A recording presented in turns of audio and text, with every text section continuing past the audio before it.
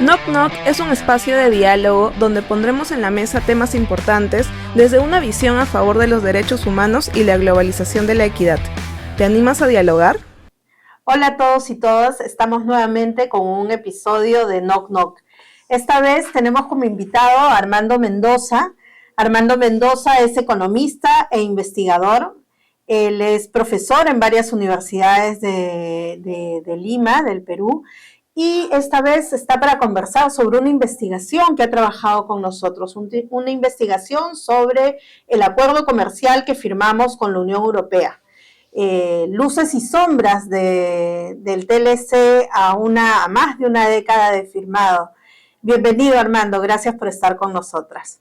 Hola, como siempre, un gusto conversar con ustedes. A ver, Armando, para empezar, ya que el título nos dice o evoca directamente lo que se va a trabajar, luces y sombras.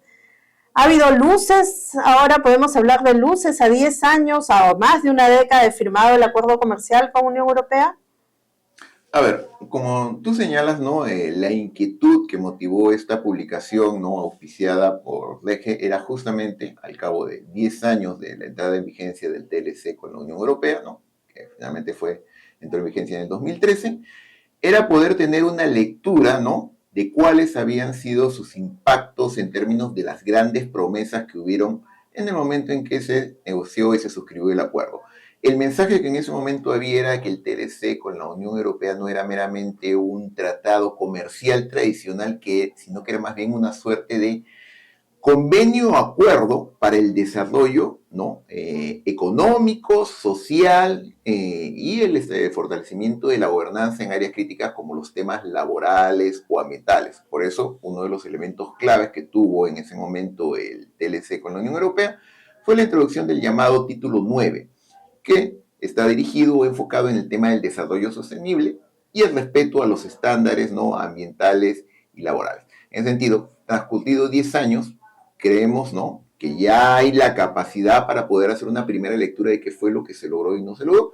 Y ciertamente, como tú señalas, y lo dice el mismo título de la publicación, han habido luces en términos, ¿no? Ciertamente de incrementos, mejoras en el campo comercial y algún incremento también en términos de las inversiones, ¿no? En lo que se refiere estrictamente al aspecto económico, pero hay una gran interrogante respecto a la contribución para un desarrollo inclusivo y sostenible en el Perú, ¿no? Y también, ciertamente, en este balance, entre los aspectos colaterales negativos que pueden haber habido como resultado de un crecimiento, digamos, mal planificado y mal enfocado de algunas áreas críticas, como puede ser el sector de la agroexportación, ¿no? O el tema, ¿no? De la mejora de los estándares laborales, en donde ciertamente se puede decir que de Perú, ¿no? Estamos todavía en deuda. Entonces, a más de una década podemos hablar de impactos. Ciertamente. ¿Y qué es lo que has encontrado tú en este análisis, en esta revisión que has tenido? A ver, empecemos por el lado comercial. En términos cuantitativos, ciertamente se han incrementado las exportaciones, ¿no? En general, en el caso del Perú, hacia sus principales socios comerciales, y ahí también hay que recordar que el Tratado de Libre Comercio con la Unión Europea no es simplemente una isla aislada, sino que forma parte de todo un archipiélago de acuerdos comerciales que el Perú ha suscrito, literalmente con todos sus principales, ¿no? Contrapartes comerciales. Estamos hablando de la Unión Europea, Estados Unidos, China, ¿no? Japón, etcétera, ¿no? En ese sentido, sí, ciertamente ha habido un crecimiento del comercio, pero también hay que señalar que no ha sido tan sustancial como se esperaba. En otras palabras, cuando se comparan los niveles, el valor de las exportaciones peruanas a la Unión Europea, ¿no? En el 2023 o 2024 con respecto a lo que se exportaba en el 2013 o incluso en el 2012, antes de que entrara en vigencia el acuerdo, en realidad ha habido un incremento. Sí, pero ha sido un incremento parcial. No es como lo que se prometía en ese momento, que se hablaba de un enorme boom, ¿no? De exportaciones, en donde se imaginaba que íbamos a duplicar, triplicar, cuadruplicar nuestro nivel. Entonces, sí. Perdóname que te interrumpa, Armando. ¿Y ese incremento se hubiera dado igual si hubiéramos no firmado acuerdos comerciales? Yo me atrevería a decir de que la producción peruana dirigida a la exportación se hubiera incrementado, quizá no en la misma medida, pero sí igual habría habido un incremento simplemente por el crecimiento natural de la economía peruana, pero además por un factor bien importante. Lo que nosotros seguimos exportando son materias primas. En realidad, estas grandes economías van a necesitar nuestras materias primas como sin acuerdos comerciales. Y ese es un punto importante que hay que señalar. Las materias primas que exporta el Perú y que constituyen una parte sustancial de nuestro comercio son en realidad commodities o ¿no? productos que se manejan y se transan en los grandes mercados internacionales, y ahí en realidad el impacto de si hay un tratado de libre comercio o no tratado de libre comercio en realidad es marginal, para decirlo de alguna manera. Sí han habido ciertamente, y hay que señalarlo, sectores específicos que sí pueden haberse beneficiado sustancialmente de los acuerdos de libre comercio, como es el caso, por ejemplo, de la agroexportación, en donde ciertamente competimos con otros países en términos de la entrada de nuestros productos, y donde, como ya se ha señalado, es uno de los sectores que ha experimentado un auge sustancial durante la última década en términos de valor y volumen de exportaciones, ¿no? Pero ese crecimiento, ¿a quién ha beneficiado directamente? ¿Estamos hablando de un crecimiento que beneficia a las empresas o ha beneficiado también en términos de derechos, por ejemplo? Correcto. Ahí entramos ya, que más allá de las cifras, ¿no? De los números, de la evaluación cuantitativa, mira qué bien, cuánto crecieron las exportaciones. Que es lo que nos señala el país, el gobierno permanentemente. Y esa es una de las preocupaciones, que cuando uno ve las evaluaciones que se puedan haber hecho desde el lado, ¿no? del Estado, en realidad son evaluaciones muy limitadas que simplemente se concentran solamente en que mira qué bien crecieron, cuánto creció nuestro volumen de exportaciones. Pero ¿qué fue realmente lo que creció? Cuando uno ya va a un análisis más cualitativo, en realidad lo que se ve es que el Perú, lejos, digamos, de haber pasado por un proceso de transformación de su comercio, en realidad lo que ha hecho ha sido profundizar su situación de ser un exportador de materias primas y de productos con un nivel muy básico de procesamiento, como son los productos no agroindustriales. A ver, de lo que se exporta a la Unión Europea, si uno considera materias primas y productos con un nivel muy básico de procesamiento, en realidad el 98-99% de lo que exportamos es eso. Productos con contenido tecnológico bajo, mediano o alto, que impliquen algún nivel de valor agregado o un nivel de incorporación no de tecnologías, no llegan a ser ni el 1%. Si hablamos de productos, digamos, definidos como de alta tecnología, estamos hablando de 0.1%. En otras palabras, en realidad, estos TLCs, lejos de implicar una transformación productiva y económica, ¿no? del Perú, en realidad lo que han hecho ha sido reforzar lo que ya hemos sido siempre, y en ese sentido, como ya he dicho, más allá de que hayan o no hayan tratado de libre comercio, las grandes potencias, las grandes economías siempre van a demandar nuestros productos, siempre van a demandar nuestro cobre, nuestra harina de pescado, ¿no? Nuestro oro. Entonces, realmente allí un valor agregado sustancial, en ese sentido, no se observa. Ahora, varios de los acuerdos comerciales, o la mayoría, digamos, o la política comercial en el Perú, siempre ha buscado ir más allá, digamos, de lo meramente comercial cuando ha redactado sus acuerdos comerciales, ¿no? Entonces, incorporan temas como derechos laborales o como temas de propiedad intelectual, que han sido siempre muy problemáticos y han sido punto de discusión con sociedad civil, ¿no? Pero, ¿qué ha habido de esto en este acuerdo comercial, no? Tienen un capítulo, como tú mencionabas, el título 9, que también habla de este tema de derechos laborales, tema de cuestiones ambientales, incluso de participación de la sociedad civil. Ciertamente, ahí hay que señalar que en su momento, cuando se estaba negociando, ¿no? el acuerdo con la Unión Europea, el gran mensaje era que este era un tratado comercial diferente. Es decir, no simplemente se limitaba a los puntos que ya son los tradicionales, de que mira, los aranceles, ¿no? Y cuánto va a costar la entrada o no entrada de tus productos, las garantías para las inversiones extranjeras, sino que además buscabas tener una visión más amplia en términos de desarrollo sostenible, compartido, inclusivo, y por eso se incluyó, ¿no?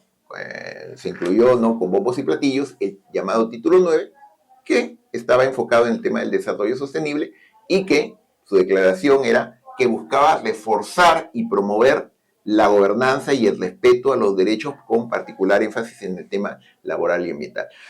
Si uno ve la situación, ¿no?, del Perú en términos laborales y ambientales al presente con respecto a lo que era hace 10 años, hay que concluir de que, bueno, pues el impacto de este acuerdo en realidad ha sido, por decirlo de una manera diplomática, nulo. En realidad la lectura que hay es que las condiciones, ¿no?, laborales para la enorme mayoría de peruanos, ¿no?, la situación, digamos, en términos ambientales, más bien se observa un proceso de acelerado deterioro y eso preocupa extremadamente. Y eso se refleja en toda una serie de fenómenos, como el tema de la precarización del empleo, ¿no?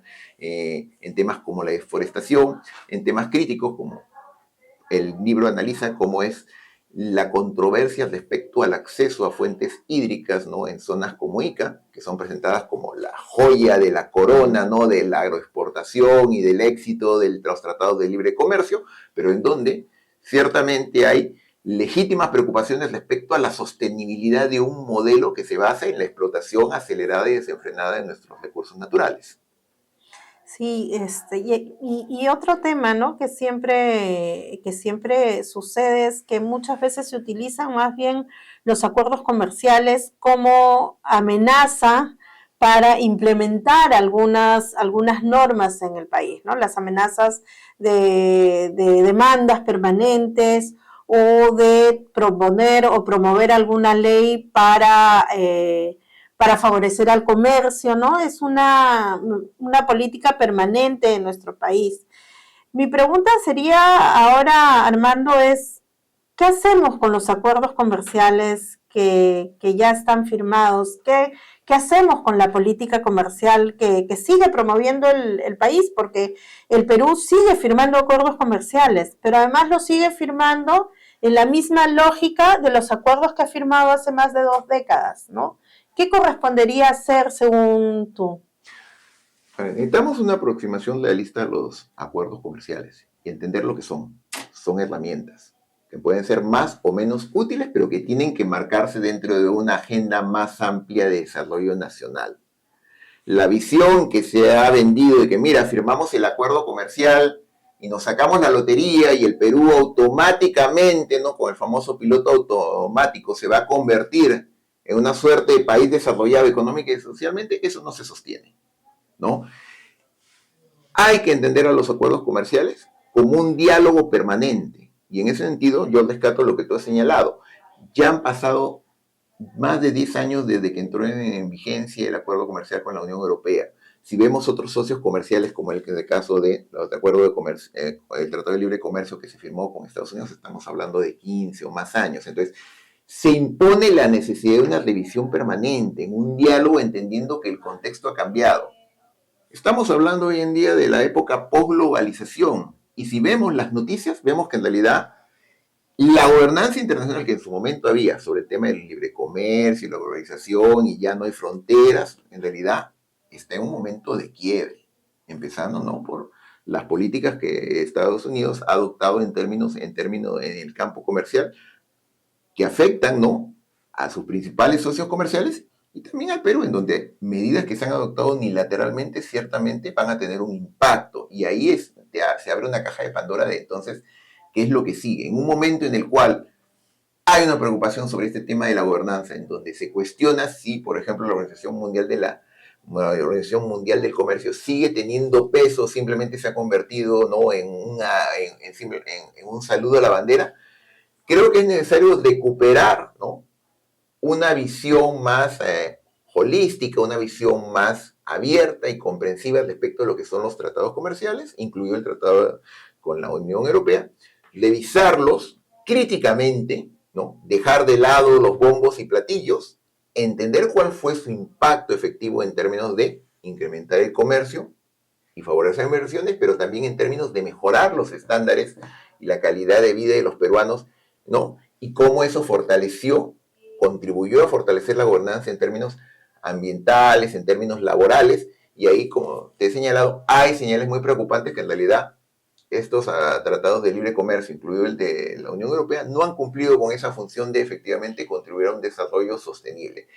Hay que adaptarlos a esta nueva realidad, entender que más allá de que ciertamente son tratados vinculantes, tampoco es que estén escritos en piedra y pueden ser objeto de revisión, y para eso es que hay mecanismos, pero para eso se necesita una voluntad firme por parte, ¿no?, del Estado y la sociedad, y eso implica, pues, ciertamente, ¿no?, romper con una serie de parámetros como que, bueno, pues, salvo, ¿no?, la exportación de materias primas, ¿no?, el Perú no tiene otras opciones y hay que seguir con el piloto automático, ¿no?, y bueno, ¿no?, finalmente, eventualmente, el crecimiento se traducirá en desarrollo económico y social, cuando eso ya ha quedado demostrado que sin políticas serias, no solamente en el campo comercial, sino también en otras áreas, como el tema de los derechos laborales o ambientales, en realidad eso no se va a dar. Y una de las conclusiones, además, más preocupantes que hay del estudio es que en los últimos 4 o 5 años se ha dado un retroceso impresionante, ¿no?, en el campo ambiental. Particularmente hay un caso que se estudia, es el tema de la famosa ley antiforestal aprobada por el actual Congreso y validada por el actual gobierno, ¿no?, que en realidad lo que hace es, ¿no?, blanquear los procesos de deforestación y establecer un precedente muy preocupante respecto al avance, ¿no?, de las explotaciones agroindustriales en la zona de selva, en las zonas de bosques primarios, ¿no?, y lo que eso va a implicar a futuro, ¿no? Y en ese contexto, ¿no?, cómo, ¿no?, en realidad el Tratado de Libre Comercio con la Unión Europea no ha constituido, digamos, un elemento que pueda ayudar a fortalecer la gobernanza, ¿no?, a prevenir esa clase de situaciones, y más bien se dan situaciones paradójicas en donde medidas que la Unión Europea ha adoptado, como es el reciente, ¿no?, reglamento europeo para la exportación de productos libres de deforestación, que en principio establece una serie de sanciones y trabas para aquellos productos que entren a los mercados europeos y que provengan o hayan sido producidos en zonas deforestadas ilegalmente, en realidad se convirtió en una suerte de pretexto para aquí en el Perú blanquear los procesos de deforestación, ¿no?, beneficiando finalmente a las grandes explotaciones que están depredando, ¿no?, la Amazonía. Y lamentablemente siempre varias de estas normas se evocan o se mencionan o se promueven en aras del comercio, ¿no? Ese es un discurso con el que nos tienen permanentemente también nuestros gobernantes.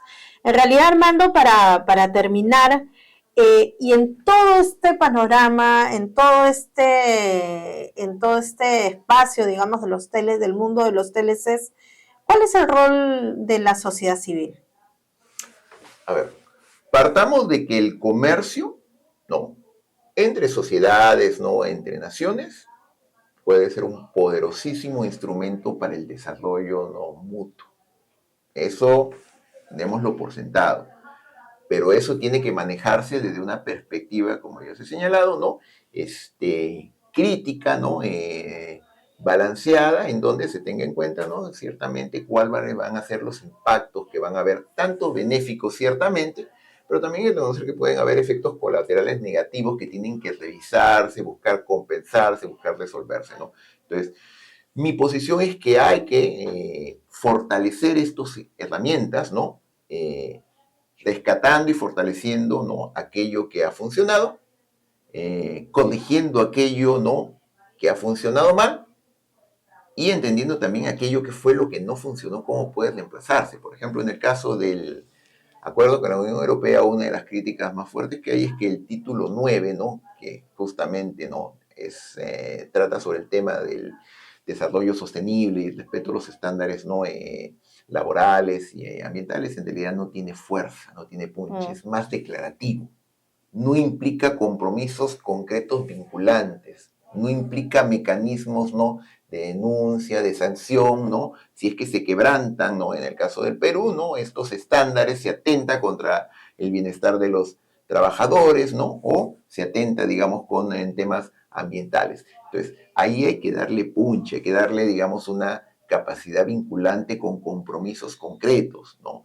No debe desecharse algo que en su momento fue un avance, pero estamos hablando de hace 10, 12 años, más años, y que en realidad ha quedado muy limitado, se ha visto que es insuficiente. Entonces, necesitamos ir a una revisión y negociación de ese punto, y también hay otros múltiples puntos que también tienen que señalarse. Por ejemplo, el tema de las propiedades y patentes. Revisar lo que eso implica, ¿no?, en términos, ¿no?, de los derechos que tienen los estados y los pueblos, ¿no?, a garantizar su bienestar. Un ejemplo muy claro, ¿no? Hemos pasado por la experiencia del COVID-19, no solamente el Perú, sino el mundo.